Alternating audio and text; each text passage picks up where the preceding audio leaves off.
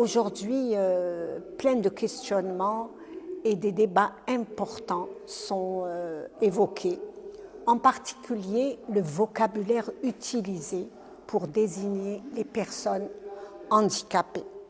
Nous sommes en situation de handicap et donc nous voulons que le mot handicap apparaisse. Pourquoi voulez-vous que l'on soit aussi visible dans le vocabulaire? Oui, pour le respect, parce que le vocabulaire véhicule un respect, véhicule une vision.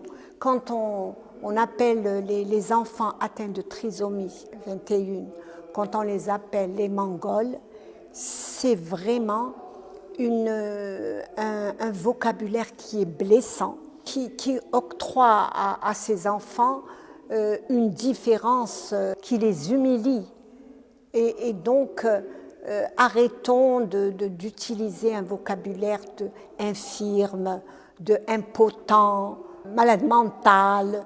Tout ce vocabulaire stigmatise les personnes handicapées qui veulent être juste des citoyens à part entière, mais comme ils vivent énormément de difficultés parce qu'ils sont différents, que leurs besoins, c'est surtout des besoins d'adaptation, de matériel adapté, surtout maintenant avec l'éthique, ça offre beaucoup de possibilités pour compenser le handicap, qui demandent à ce que leur milieu soit adapté.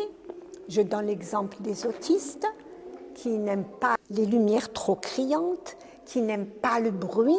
Il suffit d'abaisser l'intensité des lumières, de faire en sorte qu'ils soient dans un milieu apaisant pour qu'il n'ait pas de crise. Donc tout ça, c'est de l'accessibilité. Ne voyons pas l'accessibilité des lieux et de l'environnement seulement pour les chaises roulantes, mais pour toute personne qui a une déficience, qui le limite dans sa participation sociale et qui fait qu'il a besoin. Nous n'avons pas de besoins spécifiques, nous avons besoin d'aménagements spécifiques. C'est là toute la différence. Les personnes handicapées ont des besoins comme tous les autres citoyens algériens, c'est-à-dire besoin, si on est enfant, d'aller à l'école, besoin de sortir, besoin de rencontrer des gens, besoin d'avoir un emploi, d'avoir une formation, d'être utile dans la société et surtout de se socialiser.